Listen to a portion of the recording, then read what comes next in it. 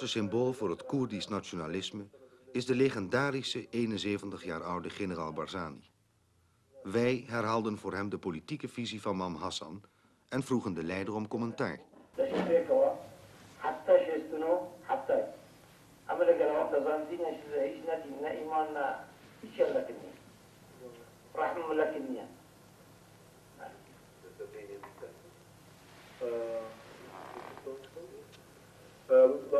يعني استقلال التوابع بكردستان ان شاء الله. اما من بقضاي هي كاوا تمام. وأسري كده مش نقدر عاوز احمدها. يا كردستان يا نمان. هاي. يا كردستان يا نمان. What's your reaction on that?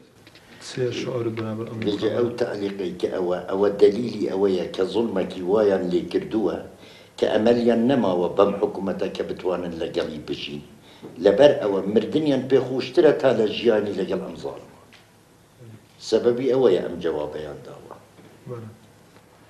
مام حسن بله معناي جنرال مصطفى بارزاني تسيبوتو مصطفى جنرال بارزاني تيجي بخوي كرد وكردش هربوي إنسان هاجر أو ناي معناي كردنينا أولا بيشي بينجا صار حتى الآن شردي كله خاطري كرد كحقي كرد ما في كرد بستريتن ككرسر الفراز ببيتن لدستي أوزل مزاراتي درب شيت لدستي أوزل مانا درب شيت بس لدستي عالمي ذا نميتن بيشتي باورنا كم أجا كرد أو نبيتن كرد نابن قد عقب نابرد كرد هابن بله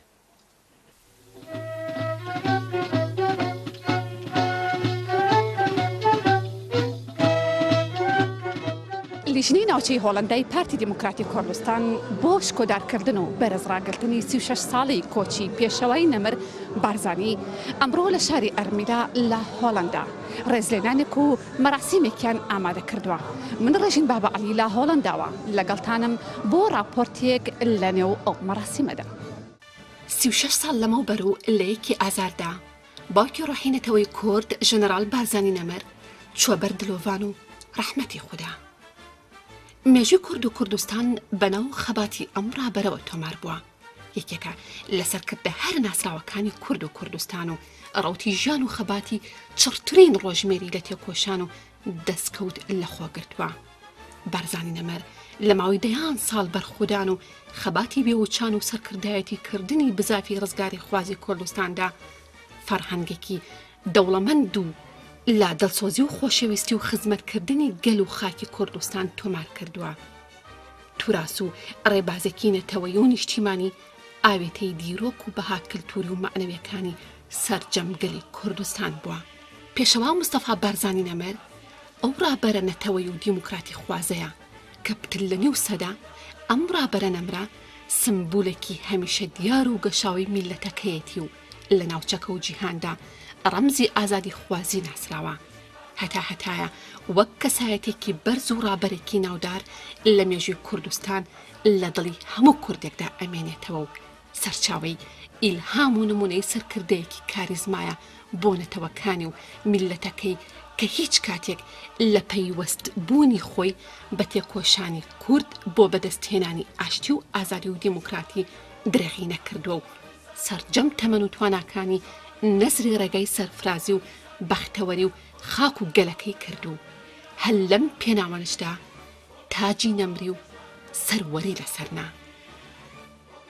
ساڵانە کوردستانیان لە تەواوی جیهان و ڕەوەندی کوردی و ڕێخستنەکانی پارتی دیموکراتی کوردستان بۆ بەرزڕاگرتن و شکۆدارکردنی یادی ڕۆحی بارزانی نەمەر ڕێز لەم بیرەوەری ئەگرن و چالاکی و مەراسیم ڕێک ئەخەن.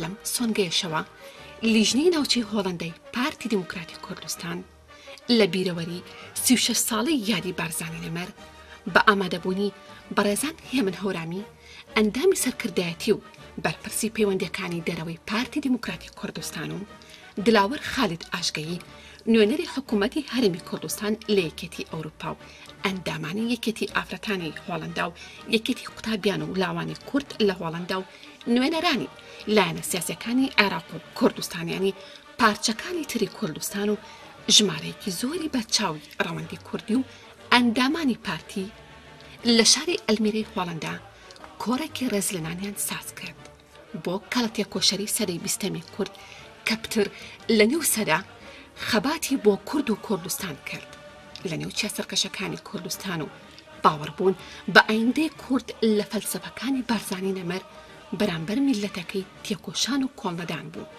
بۆ بەدیهێنانی مافی ئازادی و هەڵکردنی ئاڵای سەربەخۆی کوردستان فەرموویەتی هەتا دەستم تفەنگ بگرێ بۆ ئازادی کورد تێ ئەکۆشم من دەمەوێ ئاڵای کوردان هەڵکەم نەهێڵم کوردستان چیتر داگیر کراو بێت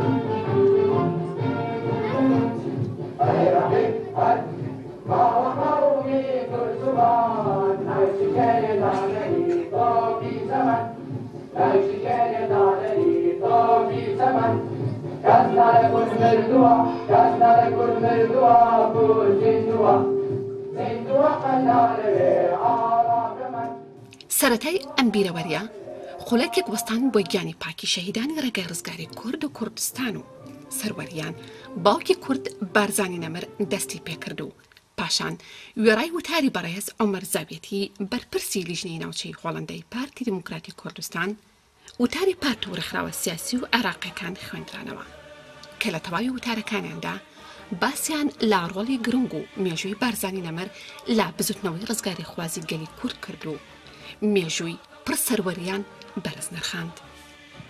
ئەڤروکە 36 ساڵە ئێکی 1970 gelê Kurd û gelên azad dixwazên cîhanê mal avahiya dîmahiyê li kesekî kir ku simbula xebat û berxwedanê bû. Ji bo bergirîkirin ji azadî û demokrasiyetê û gelê Kurdê stemdîtî. Ew jî bîreweriya serokê neteweyî Babê Rohî netewa Kurd mela Mustafa Barzanî ye. Barzanî ew kese bû ku cîhan hemî قارەمانی و خەبات و بەرخودانەوەی سەرسان ببوو. ئەو سەرکردە بوویە بزارۆکی نیاخۆ کەتیەت زیندانێت دژمنەدا و زیندانێدا هاتیە شیرڤەکردن.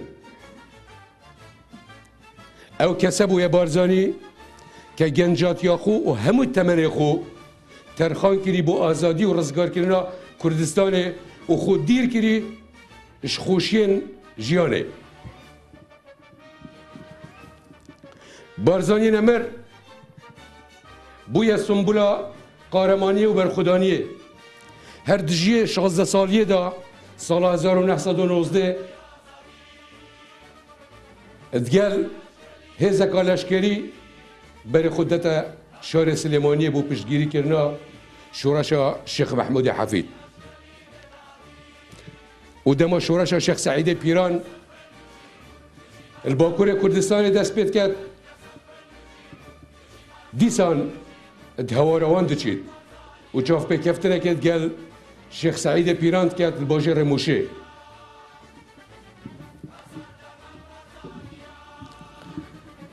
û li salên sîhan ta sala 1945 serkirdeyetiya çendîn şoreşên barzan diket و الدمê damezrandina Komara Kurdistanê li Mehabat dîsan berê xwe dete Rojhilatê Kurdistanê wekû pêşmergeyekê wefadar xwe texte jêr fermana pêşewa Qazî Mehemedî.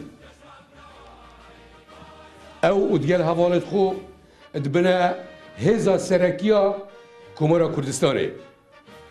Ji ber lêhatûyî û zîrekiya Barzanî û hevalêtûyî pêşewayî pila generaliyê bi Barzanî Nemir bexşî. Etmînît wek mirovekê wefadar bû pêşewayî û Komara Kurdistanê heta dîmahek roja Komarê. Paşî pêşewa Qazî Mehemed alaya Kurdistanê didete destê Barzanî Nemir û dibêjte ez kesekê ji te emîntir û hêjatir nabînim ku vê alay biparêzît. Ew jî bû pêşewayî dupat diket û dibêjte ez heta مایمە دێ پارێزەرێکی ئەمینێ vê emanetê pîroz bim. Berêzan di piştra barzaniya me ku teslîmê dijminan nebît, dewleta Iraqê û Îranê û Tirkiya her sêka supayet xwe ve hewl da barzanî û hevalê tûş nav bibin. Biryar da biçîte Yeketiya Sovyetî. Çend cara سنورên ve her sê dewleta birîn û dastanet qahremanane tomar kirin. Şerazat bêjin şerazat yedleşkerî. Heker ev rêpîvane hat ba tomar kirin diristî û Kurd bi xudan bane ne Mao Tse-Tungî Çînî û ne Dîgolî Fransî û ne Gandî Hindî û ne gîvara ne digihişne xebat û lêhatûya Barzanî nemir.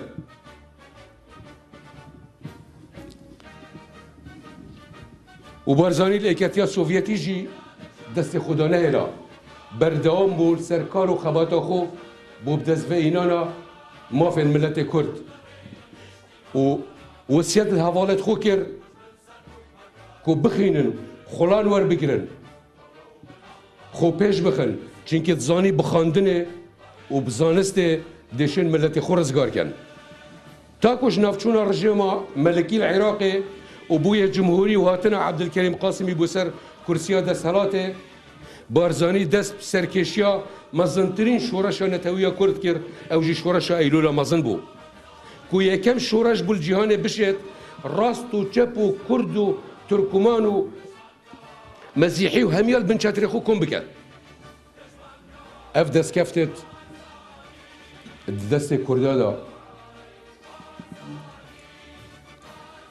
yê hatine bi destveînan bixîna şehîdet Kurdistanê bixîna Barzaniyê nemir.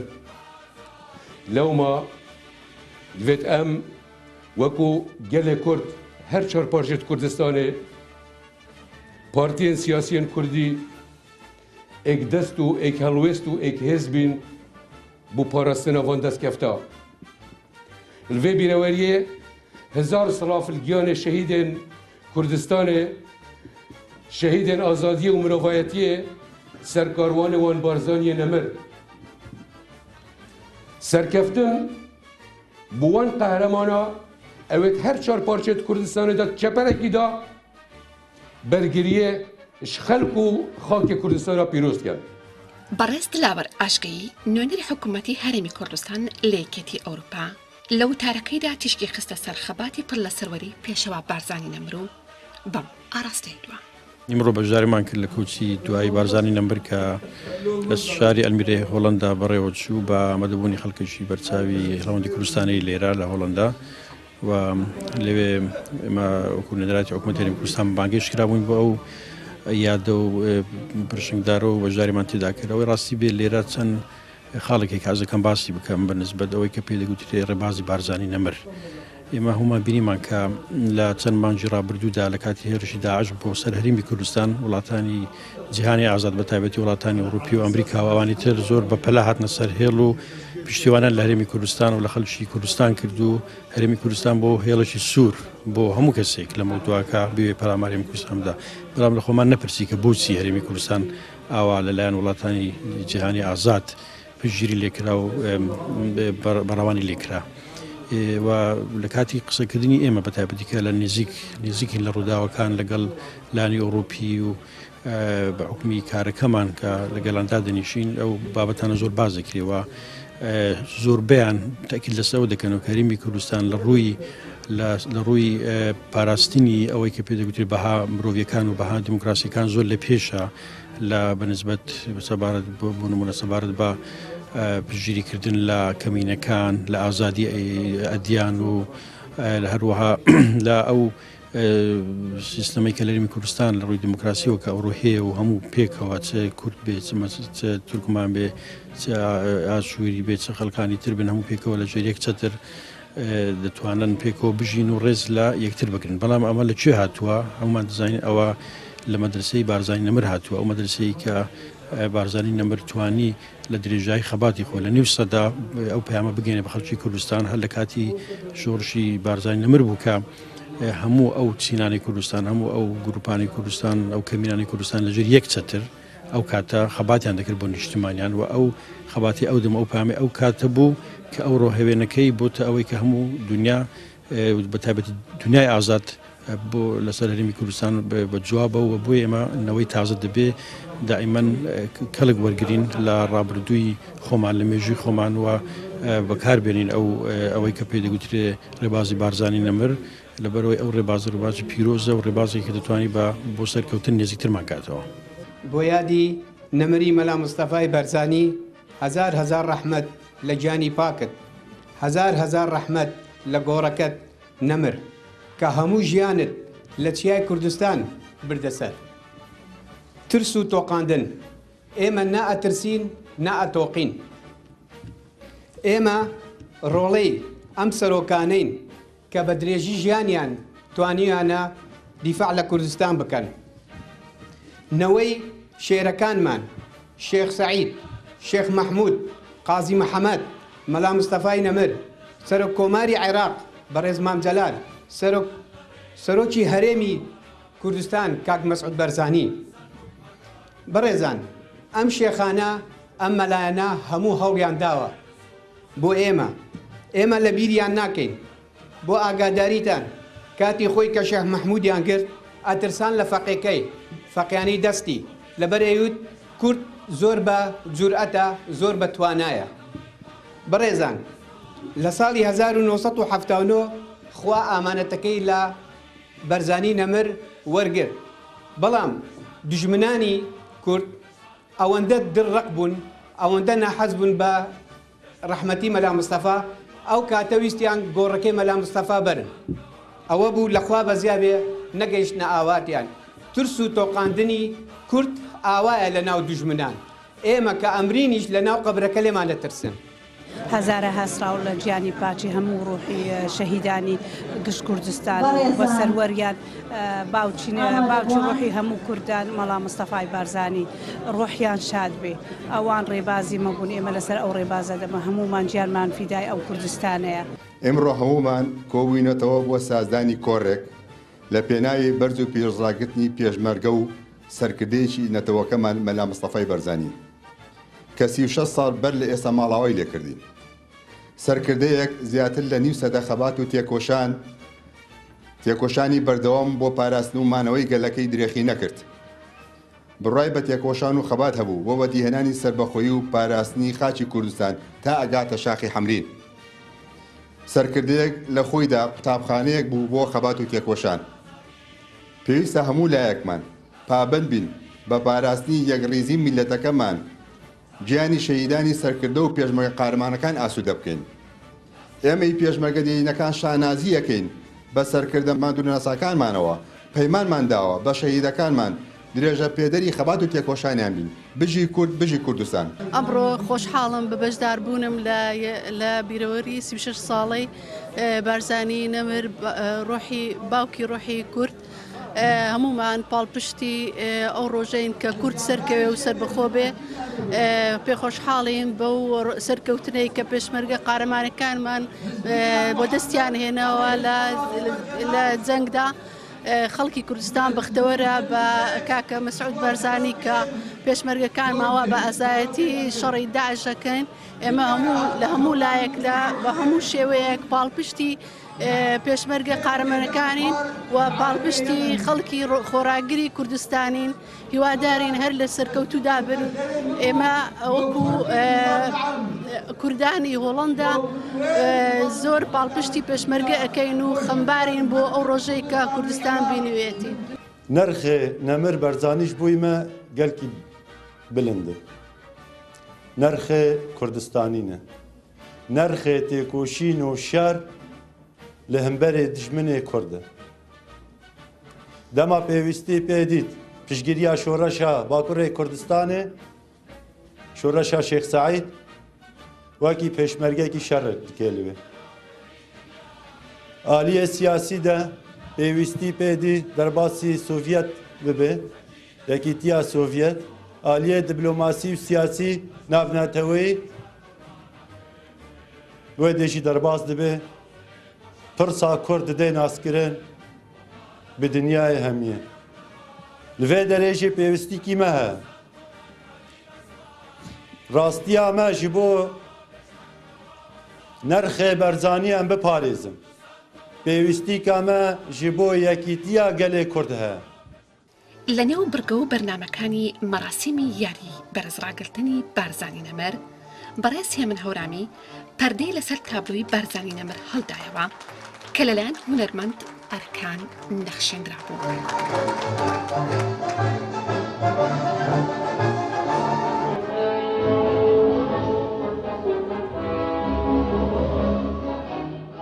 زۆرم پێخۆشبووی مرۆی لەم یادە پیرۆزەی بارزانیدا ئەم تابلۆیم دروست کرد. ئەم تابلۆیە تابلۆیەکی خەیاڵیە، ڕەسم نییە. زۆر زۆر پێ خوشحاڵم، زۆر زۆر سوپاسیەوە شەکەم. خۆم زۆر بە بەختەوەر و خۆشبەخت دەزانم کە لەم ڕۆژە پیرۆزەدا یادی نەمر مەلا مستەفای بارزانی دەکەینەوە. ئەرکێکی سەرشانی هەموو کوردە تاکە کوردێکە لە تەواوی دنیا ئەبێ ئەم یادە بە بەرز و نرخ ڕاگرێ. ئەم دوو ڕێبازا بەرزانینە وەکە بەرزانی گوتیە تەفگەرا کوردی هەرچا پارچەی کوردستانی ببێ یەک ئەم بوێ نەرینێرەنە ji ber ev yekbûna tevgera Kurdî li her parçeyê Kurdistanê hêzekî mezin e ku mafê milletê Kurd bi dest xî.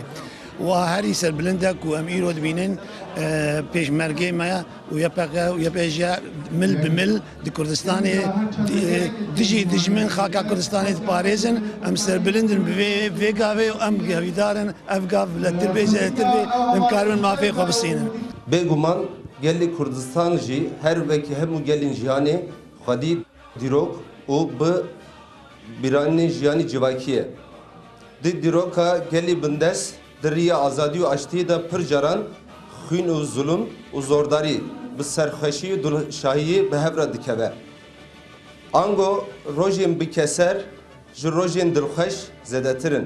Ji ber ku gel di bin nêra bindestiyê de ye. Şerê azadî û serfiraziyê jî ûsa hêsan nîne. Bedel dixwaze, xebat û tevger dixwaze. Em qet tu jar bîr nakin her tiştekî bedelê xwe heye.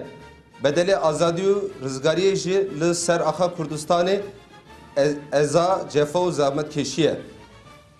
یادی 36 ساڵی بارزانی نەمەر ئەمساڵ هاوکاتە لەگەڵبوونی بەرەنگاربوونەوەی هێزی پێشمەرگەی کوردستان لە بەرامبەر گروپی تیرۆریستی داعشدا و لەم نێوەندەشدا ژمارێکی زۆر لە ڕۆڵەکانی نیشتیمان ڕۆحیان پێشکەشی گەل و خاک کرد و شەهید کران. ئەمە و بۆ ڕێز لێگرتن و شکۆدارکردنی شەهیدانی کورد و کوردستان تابلۆی شەهیدان نمایش کرا و ڕێز لەو قوربانیانە نرا کە لە سەنگەرەکانی بەرگابوونەوە شەهید کراون.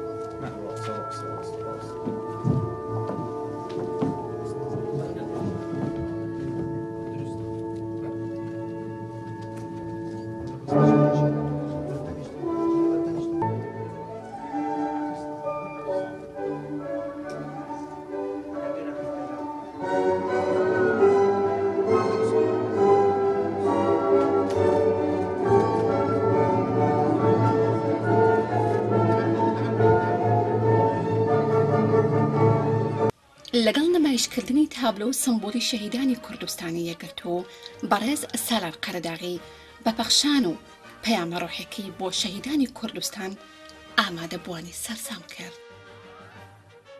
ئەمە خوێنی ئەو شەهیدە تازانەیە کە ئێستا بەرگری لە خاچی کوردستان بۆ قەتپاڵی چیاکانی هەورامان بۆ سنە بۆ ئورمیە بە درێژایی 1500 کیلۆمەتر ئێستا خاکمان دەپارێزن 1500 شەهیدمان داوە بۆ هەر کیلۆمەترێک شەهیدێکی بەرەکەوێت هەر کیلۆمەترێک شەهیدێکی بەرەکەوێت سوپاس تۆش ئەی هۆزان سوورچی ئاخ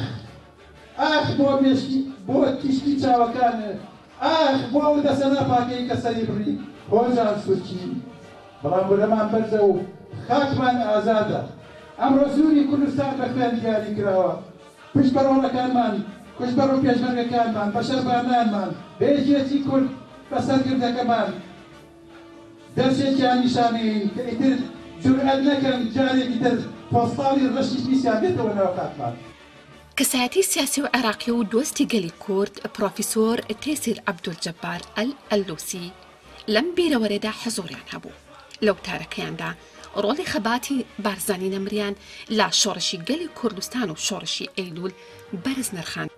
اسمحوا لي أن أحيي شعب كردستان هناك على الأرض في كردستان الشمس والجبال الشم حيث يقارعون هجمة شرسة للإرهاب، وتحية مخصوصة للبيشمركة التي تقاتل حماية لشعب كردستان وتساهم في تحقيق السلم في العراق الفيدرالي وفي المنطقة أجمعها، ومن ثم لمحاربة الإرهاب في العالم.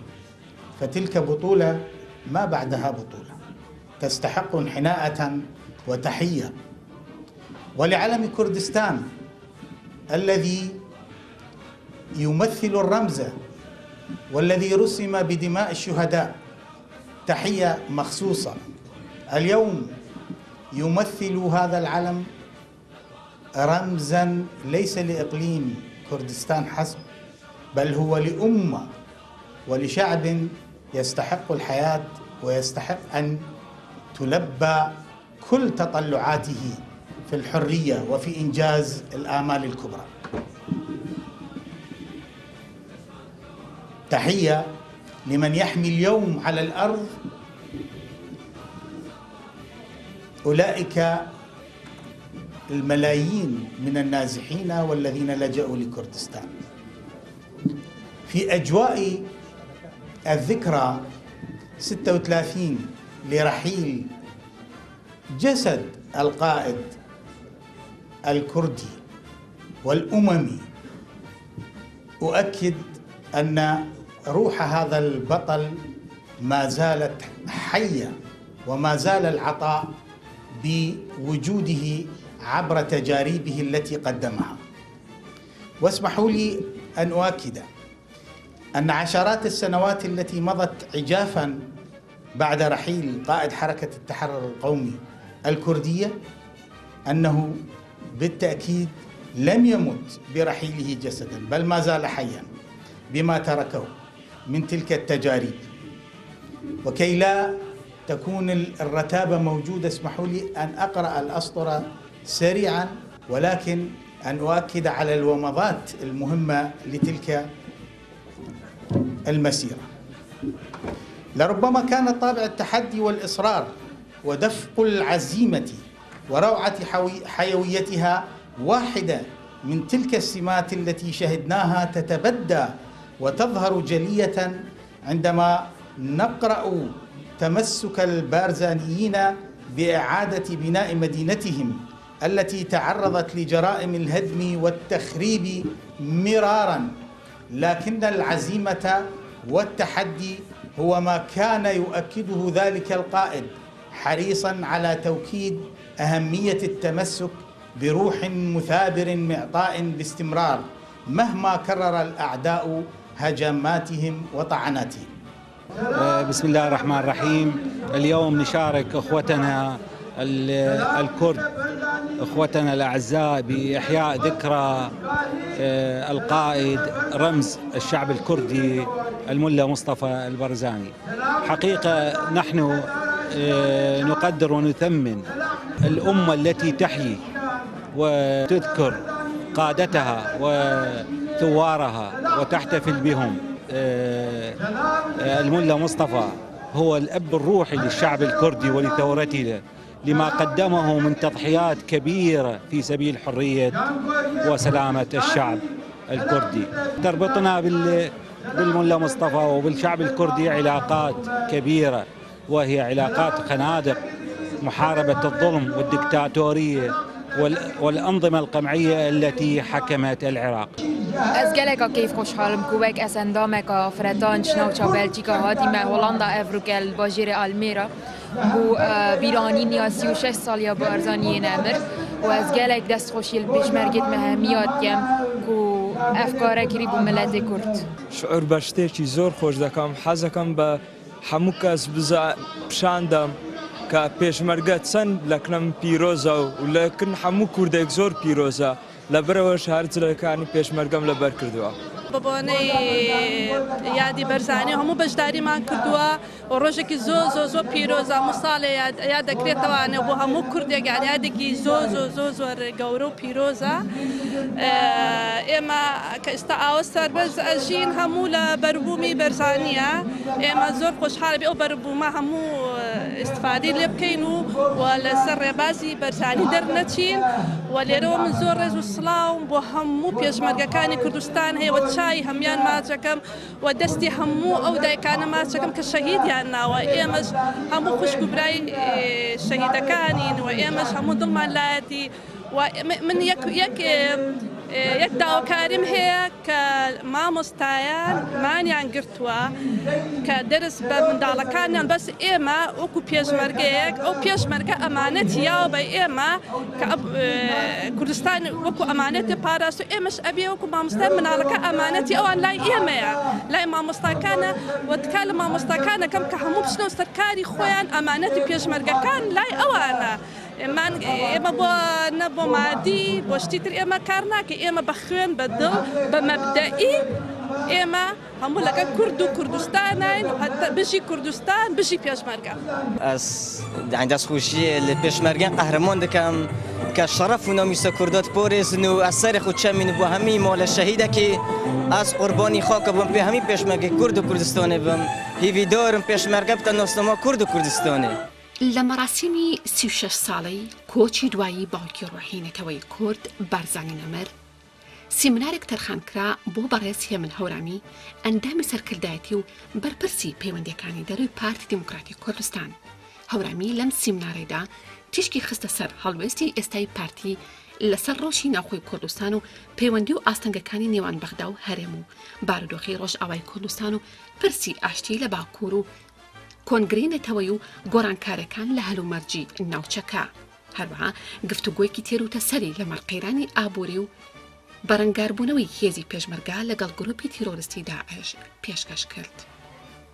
لە سەرەتای وتارەکەدا هێمن هەورامی جگە لە شکۆدارکردنی بیرەوەری بارزانی نەمەر لەم یادەدا لەمەڕ بارودۆخی کوردستان و شەڕی داعش تیشکی خستە سەر هەموو ئەو هەوڵانەی کە سەرۆک بارزانی لەگەڵ سەرۆک وەزیرانی ئەو کاتی عێراق مالکی دابێتی تا لەمەڕ ئەگەر و پلان و هەوڵ و هێرشەکانی گروپی تیرۆریستی داعش هۆشداری برات و ڕێگری بکرێت لە ئەگەری خوڵقاندنی کارەساتی مرۆیی و داگیرکردن.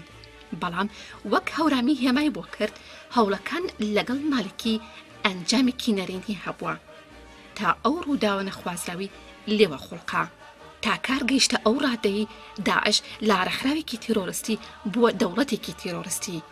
سەبارەت بە هۆکارەکان و هێرشەکانی داعش بۆ سەر هەرێمی کوردستان هێمن هەورامی تەئکیدی لەسەر ئەوە کردەوە کە پلانی داعش لەم هێرشانەدا بۆ ئەوە بووە کوردستان بە شەڕێکی درێژخایەند سەرقاڵ بکات و پرسی سەربەخۆیی و مادەی 140 دوور بخرێتەوە و بە ئاراستەیەکی کەش داگیرکردنی ناوچە کوردستانەکان بوو. جارێکی تر لێرەوە ئێمە سەری ڕێز و نەوازش بۆ ڕابەری ڕۆحینەتەوەیمان جەنابی بارزانی نەمەر دانەوێنین تاکید لەسەرەوەکەینەوە ڕێبازی بارزانی ڕێبازی تەنها دوێنێ نیە ڕێبازی ئێستا و ئایندەشە ڕێبازی کوردایەتەیەکی ڕەسەنە ڕێبازێکە کە ئیرادە و ئیدارەی بۆ تاکی کوردستانی گەڕاندۆتەوە بۆیە لێرە تەنها ئەوەندەمان پێکرێت کە بڵین بەردەوامی هەمومان لەسەر ڕێبازی جەنابی بارزانی نەمەر باشترین وەفایە بۆ ڕێبوارانی ئەو ڕێبازە پیرۆزە. لەسەر مەوزوعی شەڕی تیرۆریستان خوشک و برانی خۆشەویست یعنی هەمووتان نەزان چی ڕوویاوە لە کوردستانە شەڕی تیرۆریستانی داعش بەرامبەر بە کوردستان هەیە بەڵام بۆ گەشتینەوە قۆناغی کە ئەم شەڕە بەرامبەر بە کوردستان بکرێ هۆکارە استراتیجیەکانی کامانە بوون کێنەوانەی داعش بەرامبەر بە کوردستانە جوڵێنن و بۆچی ئەیانەوێ بیجوڵێنن و حساباتی ئەوان بۆ خەڵکی کوردستان کامە بوو و حساباتی ئێمەش بۆ شەڕی تیرۆریستان چۆن بۆ ئێستا بەرەوکوێ گەشتوین. کە جێشی عێراق ڕووخا بۆ معلوماتی ئێوە هەموو ئیمکانیاتی 5 فەرقەی کاملی جێشی عێراقی کەوتە دەست داعش 1700 سیاراتی دەرع کەوتە دەستیان 650 دانیان بەس هەمەری دەرع بوون ئەوەی پێوترێ هەمڤی ئەوەی ڕەشاشی کالیبەر 50 لەسەرە یعنی لە 24 ساعاتە داعش لە ڕێکخراوێکی تیرۆریستی بووە دەوڵەتێکی تیرۆریستی یعنی قدرەتی داعش لە ڕووی عەسکەرەوە لە ڕووی هێزی زەمینیەوە بەقەدەر دەوڵەتی کۆیت زیاتر بوو بەس هێزی ئاسمانیان نەبوو لێرە و لەوێ هەندێک نەیار باسییانە کرد بۆچی لە شنگار پارتیشکاوە و ئێمەیان تۆمەتبارە کرد بە کۆمەڵێک خاڵی تر ئەگەر سەیری جوگرافیاکەن لە تەلعفەر و ڕەبیعەوە لە خواریشەوە لە بەعاج و لە مووسڵەوە ئەزانن کە شنگار جەزیرەیەکە بۆ خۆی لەبەرەوەی ڕێگای پێکەوە بەسرانی نەبوو ئەو کاتە لە مانگی حەوت ئەگەر بە بیرتان بێت جەنابی سەرۆک بارزانی چۆ پەرلەمانی کوردستان داوای دامەزرانی کۆمیسیۆنی باڵای سەربەخۆی هەڵبژاردنەکانی کرد بۆ ئەوەی ئامادەسازی بۆ ڕاپرسی مەوزوعی سەربەخۆی لە کوردستان بکرێت داعش دروست لە مانگی 8 پەلاماری کوردستانیە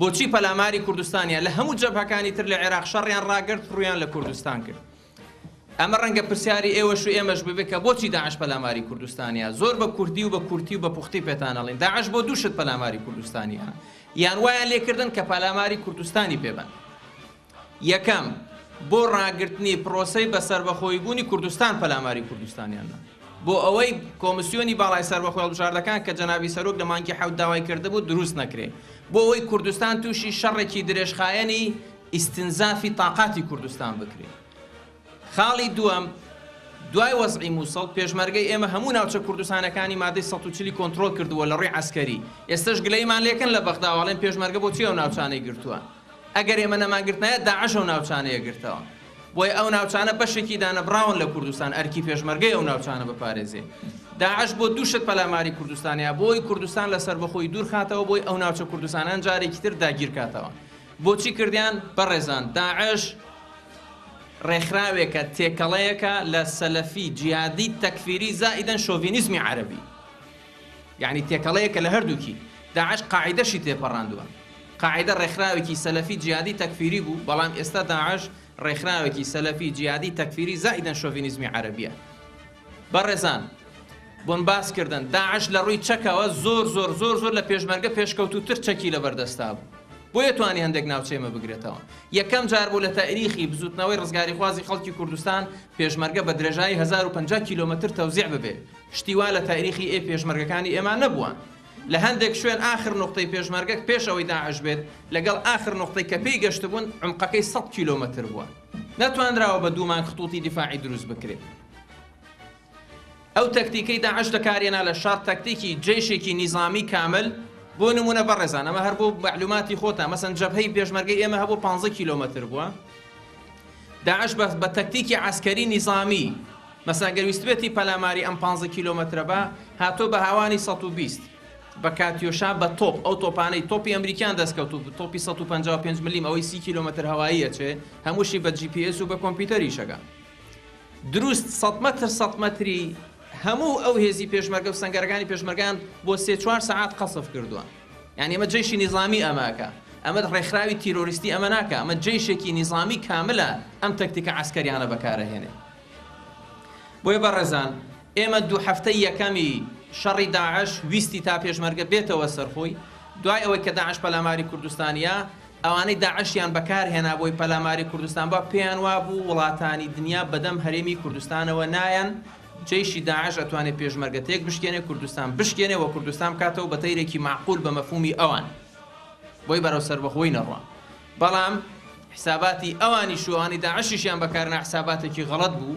پێشمەرگەی کوردستان توانی لە ماوەی دەڕۆژی یەکەم تەکتیکی خۆی بگۆڕێ جەنابی سەرۆک بارزانی وەکو فەرماندەی گشتی هێزە چەکدارەکانی هەرێم استراتیژێکی سێ مەرحەلەیی خستە ڕوو یەک استراتیژی یەکەم وەستاندنی داعش بوو استراتیژی دووەم دەرکردنی داعش بوو لەو شوێنانەی کە دەستیان بەسەراگرت بوو استراتیژی سێم ڕیشەکێشکردنی داعشە ئەندامی سەرکردایەتی پارتی و بەرپرسی پەیوەندیەکانی دەرەوەی پارتی دیموکراتی کوردستان هێمن هەورامی هەر لا درێژەی پانەلەکەیدا سەبارەت با ڕزگارکردنی شەنگال تشکی خستە سەر ئەوەی کە ئەگەرچی بەشێکی زۆری شەنگال خۆشبەختانە ئازاد کراوە جگە لە مەرکەزی شارەکە نەبێت ئەوەش ناتوانە ڕزگار بکرێ تا داعش لا تەلعەفەر و مووسڵ و بەعاج بوونیان هەبێت بەس تەنها مەرکەزی ناوشاری شنگار ماوە ئەویش هەندێک گەڕەکی ماوە ئەیش ڕەنگە پرسیار بێ بۆچی تا ئێستا ئازاد نەکراوە. بەڕێزان شنگار ناو شارەکەی ناتوانرێت ڕزگار بکرێ و بپارێزرێ هەتا داعش لە تەلەعفر و مووسڵ و بەعاج بێ.